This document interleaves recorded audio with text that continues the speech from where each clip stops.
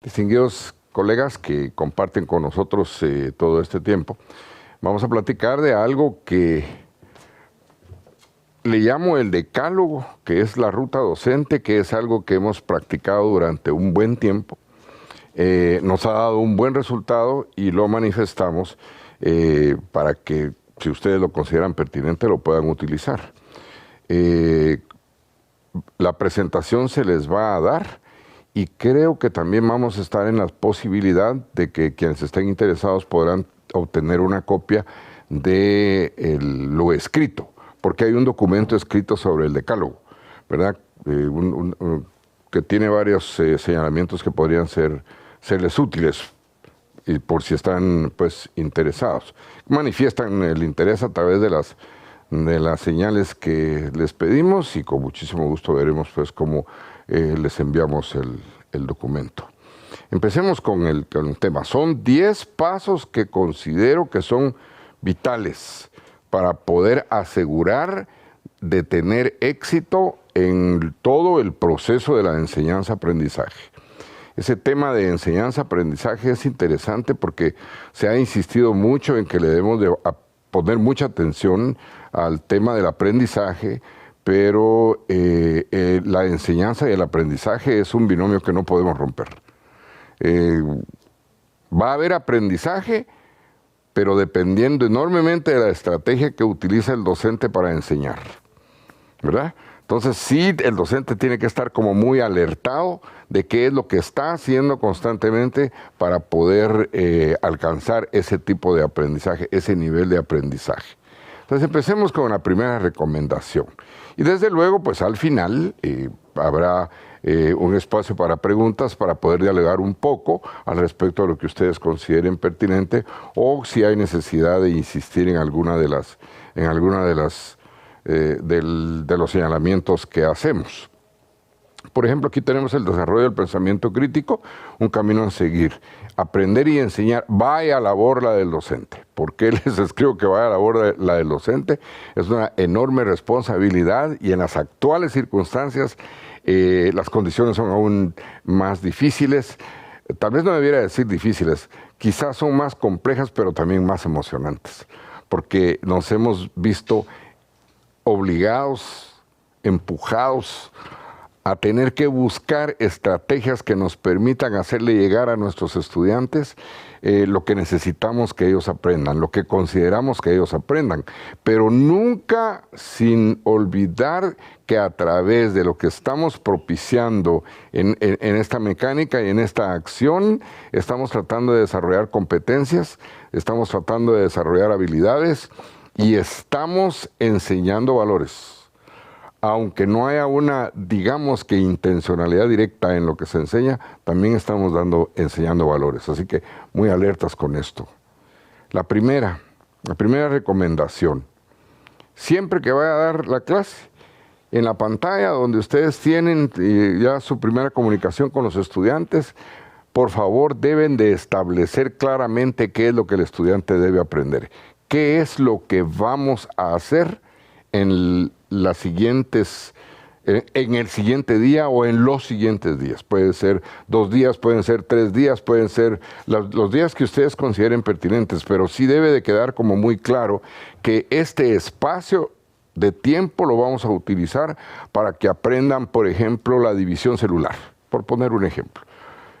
Para que aprendan, por ejemplo, los ríos del país, para que aprendan, por ejemplo, cómo funciona el sistema digestivo.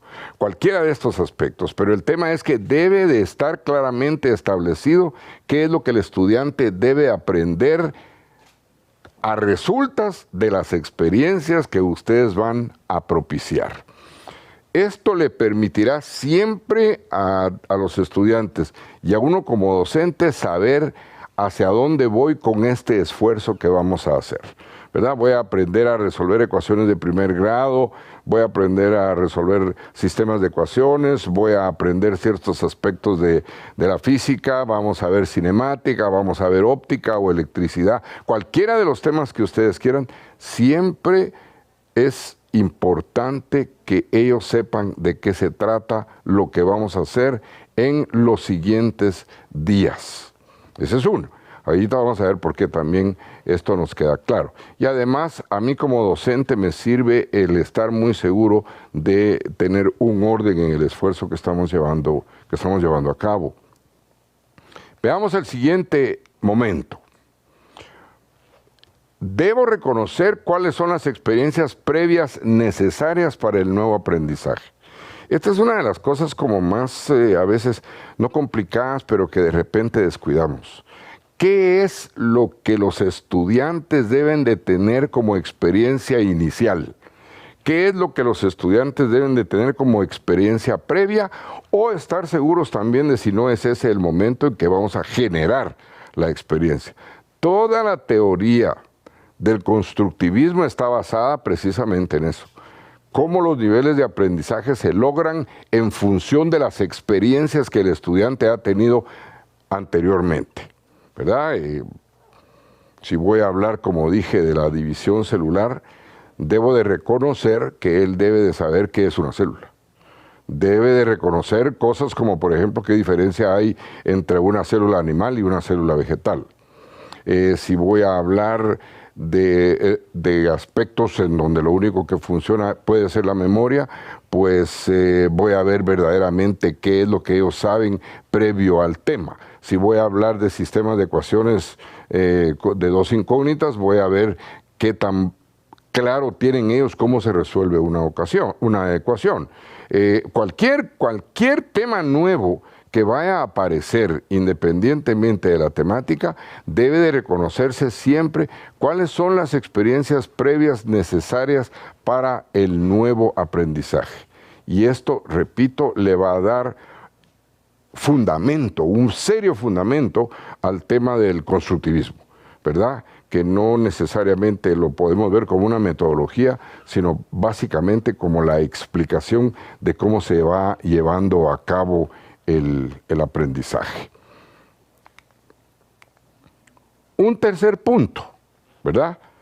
Como maestro debo saber cuáles son los procesos de pensamiento implicados en lo que van a aprender.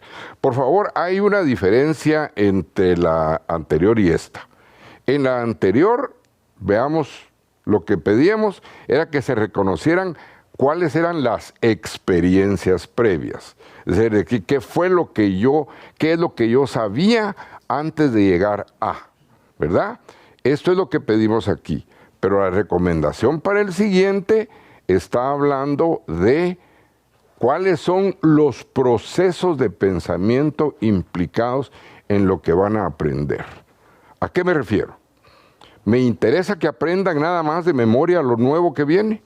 Entonces quiere decir que esos procesos de pensamiento están enfocados nada más al tema de la memoria, que no tiene absolutamente nada de malo. Lo que creo que es importante es que yo como docente sí esté muy claro que lo que me interesa en este momento que los estudiantes aprendan, por las razones que ustedes consideren pertinentes, es que se aprendan de memoria estas cosas. Pero yo no quiero nada más la memoria, yo también quiero que sean capaces de aplicar. Entonces eso implica que los procesos de pensamiento necesitan, primero, el reconocimiento conceptual del tema. Segundo, que yo entienda bien de qué estoy hablando. Y tercero, para llegar al momento de la aplicación. ¿Por qué es importante el reconocimiento de esos procesos de pensamiento? Para asegurarme cuáles son los grados de complejidad que yo como profesor debo de utilizar en el momento que estoy explicando la lección, o en el momento en que le estoy pidiendo a los estudiantes que lleven a cabo un laboratorio, o en el momento en que yo le dé a los estudiantes un material de lectura, o que los ponga a llevar a cabo una discusión o un diálogo al respecto del tema que ustedes consideren pertinente, ¿verdad? Eso es sumamente importante para que nosotros entendamos en dónde debe de estar el grado de complejidad. Por favor, observen que no estoy usando la palabra dificultad, sino estoy hablando del grado de complejidad. Es algo así como como una manera de explicarlo, es que para cada etapa es como que yo tuviese que emplear más neuronas en mi cerebro para poder alcanzar el conocimiento hasta el punto a donde lo quiero llevar. Puede ser que yo quiera que con la experiencia que vamos a hacer, ellos hagan análisis y ellos hagan síntesis. Y obviamente las experiencias para que la persona sea capaz de llevar a cabo el análisis y la síntesis de algún problema, tiene que haber pasado, desde luego, con etapas anteriores en el desarrollo del pensamiento. Para eso, naturalmente, habrán de recordarse de la taxonomía de Bloom o cualquiera de las taxonomías existentes, ¿verdad? Hay muchos autores y muchos colegas que consideran a veces que la taxonomía de Bloom es algo que ya ha pasado de moda. Lamento decir que no es así, ¿verdad? La taxonomía establecida por el personaje es una taxonomía que lo que está haciendo es explicar las etapas por las cuales cualquier persona, y lo podemos discutir, por favor, ojalá que hubiera un espacio para que lo pudiéramos discutir, pero son las etapas que cualquier persona pasa para aprender algo. Y lo primerito que aparece en cualquiera es la adquisición del vocabulario que requiere forzosamente la memoria. Les repito, discutible, pero el asunto es que son etapas a través de las cuales es importante pasar para que a través de la experiencia que el estudiante ha tenido sea capaz de hacer lo que nosotros queremos que haga. Pretender de un momento a otro que alguien haga un análisis y síntesis al respecto de, por ejemplo, pedirle a alguien, le doy un documento a leer, y luego le pido que explique cuáles son los pros y los contras del planteamiento en el documento, o le pido, por ejemplo, que explique eso que está puesto allí en sus palabras o de otra manera. Si el estudiante no ha tenido la oportunidad de entrenarlo, y también uso la palabra con toda la intención, de entrenarlo va a ser difícil que sean capaces o que seamos de poder hacer esos análisis o esos síntesis, o incluso la evaluación. No hablo de la evaluación educativa, sino de la decisión que la persona tenga que tomar al respecto de. Entonces, hay diferencia, por favor, entre el número 2 y el número 3. En el número 2, les repito, es reconocer cuáles son las experiencias previas necesarias, si el estudiante las ha tenido o no las ha tenido, y para que luego nos coloquemos en los procesos de pensamiento implicados. Todo lo que hemos hecho entre ayer y hoy ha apuntado precisamente a la posibilidad, a la necesidad de poder desarrollar condiciones de pensamiento que permitan que le hagamos frente a las dificultades que vamos teniendo. Veamos cuál puede ser el cuarto paso. Tenemos el cuarto paso como reconocer que viene después. Es decir, todo lo que hago en este momento va a tener una repercusión posterior. Entonces sé que lo que están aprendiendo en este momento le va a ser útil para poderlo desarrollar acá. Lo que en este momento fue motivo de estudio, fue motivo de aprendizaje, y ocupé todo un tiempo específico para esto, resulta que en la siguiente etapa va a ser herramienta de trabajo para que pueda aprender la segunda parte, o la tercera o la cuarta. A lo que quiero llegar es que hay un reconocimiento de pasos que no debo de brincármelos, porque si no, el aprendizaje del tema en el cual estemos interesados va a ser muy difícil que lo adquiera. Es muy difícil que una persona logre.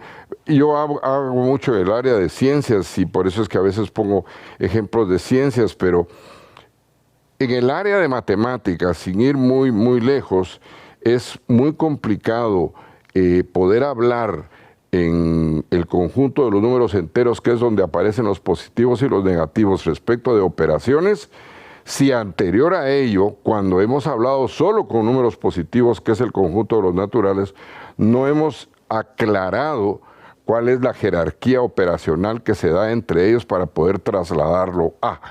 Porque el problema por ejemplo, de la jerarquía operacional no es algo que le queda únicamente al conjunto de los naturales, al momento en que estamos hablando, sino esa jerarquía operacional se va a respetar en todas las condiciones y circunstancias en donde aparezca siempre la necesidad de llevar a cabo operaciones matemáticas de alguna índole. Por eso es que se habla que debo de reconocer de la mejor manera posible qué es lo que viene después de lo que estoy haciendo. Nadie puede entender ni reconocer con meridiana claridad el tema de la división celular si no reconoce con anticipación cuáles son las partes de la célula, cómo es que ésta se reproduce, cuáles son los aspectos clave de las componentes celulares. Y si todo esto no está como debe ser establecido, en el siguiente paso para ir haciendo el conocimiento cada vez más complejo, porque intervienen más ideas, pues obviamente se van a tener mayores dificultades. Por eso es que debe estar como muy claro qué viene después, cómo se va a utilizar lo que aprendí en esta semana para poder aprender lo que viene en esta otra semana. Esa cadena debe de estar muy, muy clara. Esa es en realidad la razón por la cual se nos pide que tengamos un programa en la estructura de la asignatura, que tengamos un programa ordenado que nos va diciendo por partes qué es lo que debemos hacer. Y una de las cosas que también debemos mucho de tomar en cuenta, colegas, es la asignatura tiene un contenido. Y nos interesa que aprendan ese contenido. Pero ese contenido me está sirviendo de un carrito, podríamos decir, en el cual me monto para poder ir desarrollando habilidades, para poder ir desarrollando lo que me interesa como en un plano no secundario, pero como en un segundo plano que el estudiante aprenda. Por ejemplo, el diálogo. Quiero que aprendan qué es la célula. Entonces voy a propiciar una forma mediante la cual los estudiantes puedan discutir con sus compañeros a través de esto. Pero ¿y eso cómo lo vamos a...? Bien, ustedes ahora con el tema de la tecnología, no solo van a tener unas mejores condiciones de poderlos informar, van a encontrar muchos videos en los cuales puedan mostrar de qué están hablando, sino también tienen todos los aspectos. Creo que el día de ayer tuvieron la oportunidad de discutir al respecto sobre la tecnología que podemos utilizar para hacer los grupos de trabajo dentro del aula, entre comillas, ¿verdad? La costumbre de hablar de un aula, pero en realidad no tenemos un aula física, sino tenemos grupos de estudiantes que están atendiendo a través de sus computadoras, y sí podemos llevar a cabo un trabajo en el cual podamos discutir con ellos, sí podemos llevar a cabo un trabajo en el cual ellos puedan hacer grupos y ellos puedan discutir para poder llevar al final ese conocimiento. Sí podemos hacer planteamientos en donde ellos estén colocando constantemente a prueba lo que están construyendo o aprendiendo. Así que cuando hablo de eso, no estoy haciendo a un lado el hecho, es más, estoy pensando de manera concreta cómo la tecnología la estamos utilizando para poder llevar a cabo de mejor manera el conocimiento. Un fenómeno, discutir, por ejemplo, un fenómeno social, discutir el tema de la pobreza. Discutir el tema de la pobreza, primero podríamos empezar con definir qué vamos a reconocer con pobreza. Y después, cuáles son los elementos sociales, políticos, ideológicos o lo que sea que se dan para eso que estamos definiendo como pobreza. Y la misma tecnología nos va a permitir a través de, como les dije, de muchas informaciones, noticias, videos, etcétera, para que planteemos como refuerzo la idea que estamos tratando de desarrollar. y que luego, a través de diferentes tipos de lectura, los estudiantes tengan la oportunidad de discutir al respecto de lo que es esto. Pero entonces suceden dos cosas muy interesantes. La primera es que van a aprender desde nuestro punto de vista, eso sí, porque ni modo, ¿eh? Van a aprender desde nuestro punto de vista la definición o el concepto de pobreza. Pero también vamos a tener la oportunidad a través de esos diálogos y de esas discusiones de poder determinar el nivel de conciencia que vamos adquiriendo al respecto del tema de la pobreza y sobre todo la responsabilidad social que la institución educativa tiene y la responsabilidad social que yo como ciudadano voy a llegar a tener, aunque sea que esté trabajando con niños de primaria o con niños en la secundaria, ya no digamos con los jóvenes en la universidad. O sea que por eso es que insistimos en que debo de reconocer qué viene después. Fíjense, experiencias previas, procesos de pensamiento implicados y el reconocimiento de qué es lo que viene después respecto a la temática que estoy mencionando. El quinto punto, que quizás sea uno de los más curiosos, porque el quinto es que la recomendación de diseñar métodos múltiples que se ajusten a las necesidades y a las condiciones de los estudiantes. Todos hemos discutido el tema sobre inteligencias múltiples y distintas maneras, naturalmente, de ver el mundo, de ver la vida, distintas experiencias que la vida misma le ha dado a los estudiantes y a nosotros al respecto de X, Y o Z tema. Y entonces debemos de buscar cuáles van a ser las mejores metodologías que les van a apoyar a. Y ahora, insisto en el tema tecnológico. Ahora vamos a tener mucho más posibilidades. También insisto y aprovecho de que el día de ayer tuvieron la oportunidad de ver con la maestra Mariela y también con el maestro Maco la discusión sobre cómo las tecnologías nos iban a ayudar para poder atender precisamente distintas necesidades. Pero una de las cosas más interesantes en este estilo es el que yo como estudiante tenga la oportunidad de ver la clase que el profesor me da N veces. A través de la repetición de la clase, de repente voy logrando que los estudiantes entiendan cada vez mejor de qué es de lo que estoy hablando. Pero puede ser que aún así no logre yo que el estudiante adquiera el conocimiento. Podría entonces suceder, y no es que podría, debo de buscar experiencias que las mismas condiciones tecnológicas me vayan a permitir para que el estudiante llegue a ese tipo de conocimiento. Yo soy muy de, como les dijera, como de repetir cosas, mucho de repetir cuestiones en donde el estudiante tenga la oportunidad de ver el fenómeno al cual me estoy refiriendo. Es un contraste muy interesante, volviendo al tema de las células. Miren, aquí está una célula animal, vean cómo la célula animal se comporta respecto a ciertas acciones, pero aquí está la célula vegetal, vean los componentes, comparen las diferencias, ¿verdad? Seamos capaces de ver en qué difieren y cómo se comportan ante determinados estímulos y pues unos que lo lean, otros que vean videos en donde esté apareciendo esto de manera constante. El tema es que exista la oportunidad de poderlo discutir. Y sobre todo, que el estudiante tenga siempre la oportunidad de encontrar en algún lugar algo donde se pueda informar siempre al respecto del tema del cual estamos hablando. Por eso es que en ese sentido, para nosotros como profesores, como docentes, sí nos toca trabajo fuerte en cuanto a estar buscando constantemente qué es lo que puede resultar de mayor conveniencia para de lo que estamos platicando.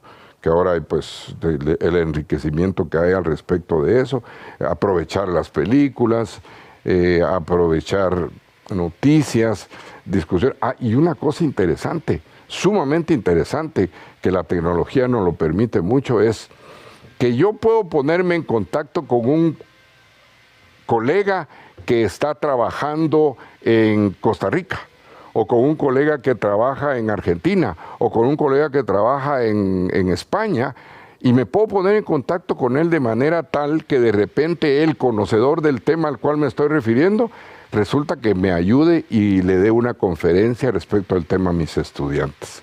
Y que él pueda sugerirnos incluso diferentes formas de ver cómo enfocamos el tema. Creo que la organización de sociedades o de grupos académicos, el tema de cómo operamos ahora con Internet, y no solo con eso, sino con toda la tecnología, nos permite tener más recursos para poder hacer llegar el conocimiento. Y eso creo que es relativamente sencillo. Y si no, ustedes pueden ponerse en contacto con las universidades. Con nosotros, pues nosotros encantados de acá, y si no es con nosotros, pues con cualquier institución que ustedes consideren apropiada y pertinente. Pero estoy seguro que las instituciones educativas a las cuales ustedes pueden acudir en auxilio al respecto del desarrollo de X tema, van a encontrar quien les pueda decir, bueno, podríamos hacer esto o podríamos hacer lo otro. Veamos cuál la sexta posibilidad. Esto es sumamente importante, por favor, en todos los procesos educativos. Debo tener un programa de evaluación constante que me indique el nivel de logro que estoy teniendo. Ahora, ¿qué quiero decir con constante? Apunté al principio, el primer día del tema, apunto qué tema es, y sé que me voy a tardar 5 días, por poner un número, 5 días al respecto del trato del tema. Yo debo de estar constantemente viendo en qué forma y en qué medida los estudiantes están alcanzando el tipo de aprendizaje que espero. Y yo recomiendo mucho el tema de los exámenes cortos. Pero cuando hablo de exámenes cortos, por favor, no estoy hablando nada más de cuestiones de exámenes de lápiz y papel, sino estoy hablando de todas las experiencias a las cuales uno como docente puede someter al estudiante para que dé una muestra de qué es lo que es capaz de hacer con lo que ha aprendido a resultas de las estrategias y las experiencias que yo como docente he provocado. Eso es sumamente importante, porque debo de asegurarme de que el esfuerzo que ambos hacemos, estudiante y profesor, debo de asegurarme de que está alcanzando el nivel que yo quiero alcanzar, que yo me quiero asegurar. Por eso acuérdense que hubo un momento en que les dije que debiéramos de estar seguros de cuáles eran esos procesos de pensamiento que implica la adquisición de un conocimiento, la adquisición de un nuevo aprendizaje para poder sentir que finalmente en realidad hemos aprendido algo. Pero necesito un programa de evaluación constante. Y debo de aclarar que cuando hablo de evaluación, no estoy pensando en pruebas de lápiz y papel. Tampoco las estoy desechando ni señalando. Pero sí estoy pensando en cualquier actividad, laboratorios, lecturas, presentaciones, etcétera, en donde el estudiante muestre qué es capaz de hacer con lo que ha aprendido en la experiencia que hemos tenido. Eso es vital. Y deben de ser etapas de pruebas, deben de ser etapas de reconocimiento de alcance del aprendizaje constantes. No deben de ser de 2 meses, de 3 meses, no. No, deben de ser tan constantes como sea posible, que puede implicar desde luego mucho más trabajo. Pero vuelvo a insistir en que la tecnología también nos ha dado la oportunidad de cierto tipo de aplicaciones para ver incluso en el mismo día qué tanto han aprendido de lo que les estamos enseñando. A mí me gusta mucho este ejemplo, de repente ya lo han escuchado muchas veces, pero es que es tan pronto el tema. ¿Cuándo se tilda la palabra tú? Por ejemplo, ¿verdad? ¿Cuándo tildamos la palabra tú? Y entonces, si yo quiero saber verdaderamente si el estudiante aprendió o no cuándo se tilda la palabra tú, lo debo de enfrentar con ese tema. Y lo más fácil, pues, le pongo 2 que 3 para que me diga si se tilda o no se tilda, ¿verdad? Tú fuiste, tu casa, tu carro, tú vendrás mañana, etcétera, para tomar las decisiones al respecto de tildarlo. Ese es un nivel de evaluación. Pero también puedo pedirle, mire, escríbame 4 oraciones y que cada oración tenga un tú en donde uno se tilde y el otro no. Ya hicimos más complejo el tema. Y luego le podemos decir, mire, escríbame un párrafo de 5 líneas o 6 líneas en donde aparezca un mínimo de 5 túes, en donde 2 se tilden y 3 no, o viceversa. ¿Qué es lo que estamos haciendo con este tipo de cosas? Estamos tratando de asegurarnos de si el estudiante alcanzó el conocimiento para tomar la decisión al respecto de lo que nosotros quisimos que aprendiera. Y debo de insistir así, constantemente. No olviden que no estamos enseñando nada más contenidos.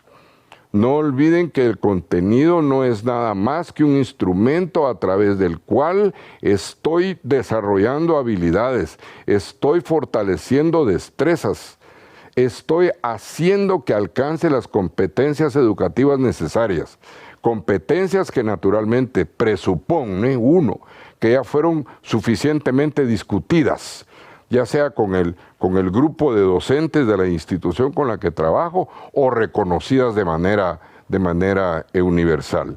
Por ejemplo, si lo que me interesa es fortalecer el tema de la lectura, que es algo que nos preocupa tanto, entonces debo de aprovechar constantemente mi asignatura, no importa qué asignatura es, sino debo de aprovechar constantemente mi asignatura, mi oportunidad de estar con los estudiantes para que desarrollen la habilidad de la lectura. Debo de buscar constantemente cómo ellos pueden obtener una información a través precisamente de la lectura, que posteriormente la debo de fortalecer en el ejercicio de la escritura.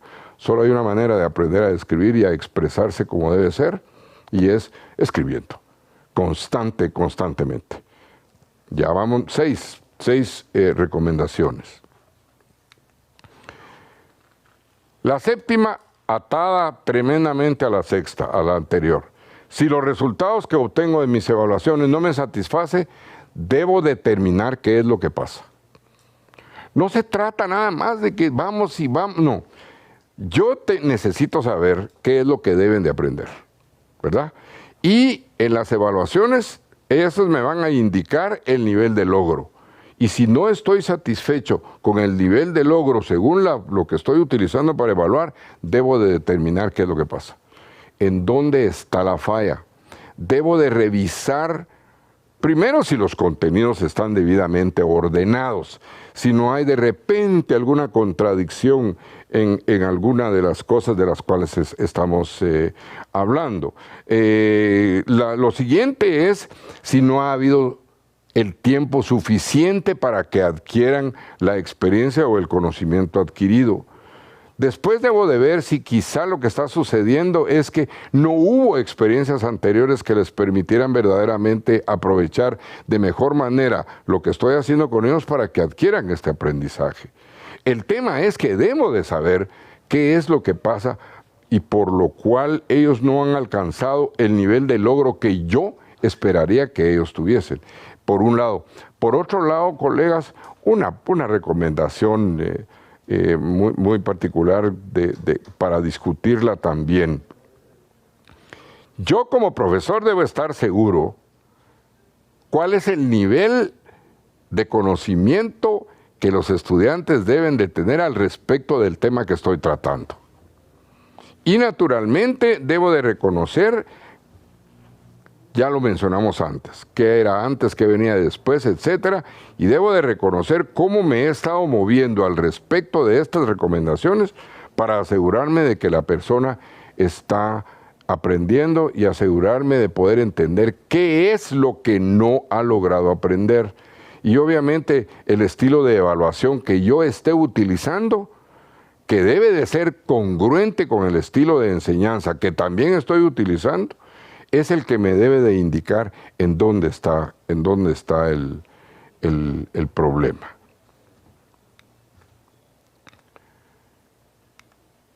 Si mis alumnos no han aprendido de manera satisfactoria lo que estoy trabajando hoy, no debo pasar al siguiente punto. Esta es otra cosa de lo más simpático.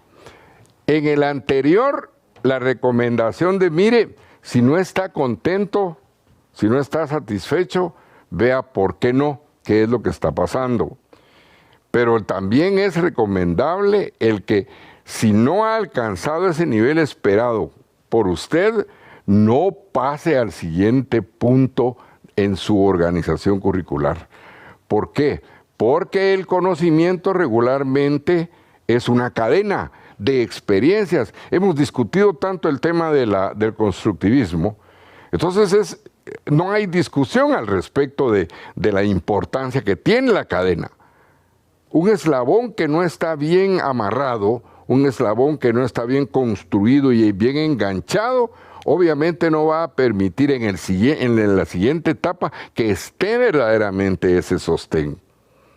Entonces, yo voy a continuar, pero va a ser seguro que va a haber una serie de fallas, va a haber una serie de aspectos que no quedan claramente aprendidos en lo que están haciendo.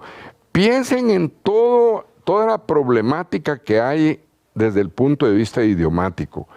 Por ejemplo, piensen bien en lo que sucede cuando se aprende un idioma que no es el idioma materno.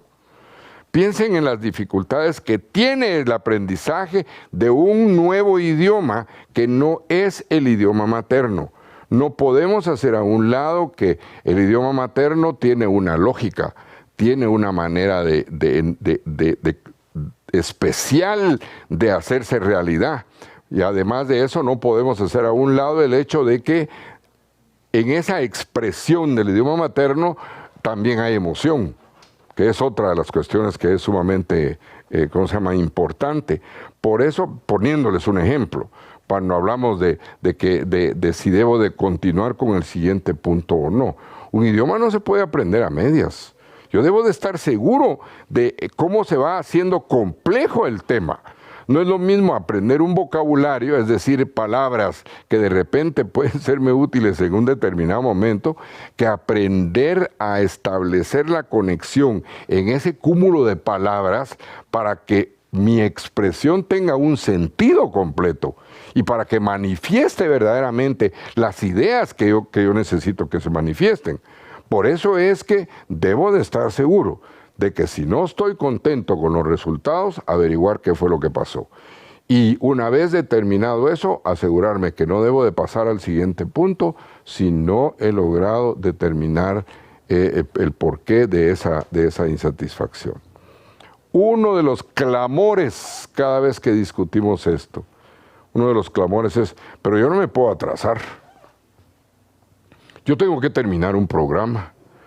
Yo debo lograr que se cumplan, sí, pero nosotros estamos tratando de desarrollar competencias. De tanta batalla con el tema de las competencias, para que no reconozcamos lo que significa hacer una competencia, que no es simplemente alcanzar un objetivo.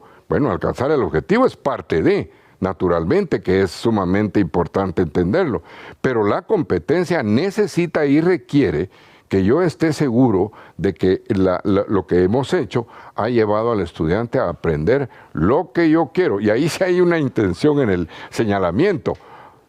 Lo que yo quiero que aprenda. Y también, bueno, y lo que yo quiero que aprenda es lo correcto. Eso sí, pues tendríamos como que discutirlo en otro momento. Lo único que les pido es que estemos muy claros con esa cadena. Otro punto de vital importancia es la ejercitación. El ejercitarse sigue siendo importante para el aprendizaje. Desde luego que la ejercitación debe ser adecuada, debe de ser consistente y orientadora para el alumno, tanto para el alumno como para el maestro. Es decir, los ejercicios que estoy propiciando son los momentos en los cuales el estudiante pone a prueba qué es lo que ha logrado aprender. Es el momento en que el estudiante hace que las experiencias que tiene sean verdaderamente algo enriquecedor. Por eso es que la ejercitación debemos de tener sumo cuidado en qué es lo que estamos alcanzando y qué es lo que queremos hacer. Sé que hay algún sector, hay varios sectores de que han insistido y que insistían antes en que no deberíamos de hacer muchos ejercicios. Bueno, yo tengo mis dudas al respecto. Yo sí soy de los que piensa de que si no hay ejercitación, si no propiciamos que el estudiante tenga la oportunidad de manera constante de ver qué es lo que ha aprendido, de encontrar esa funcionalidad, va a ser como muy difícil hacerlo.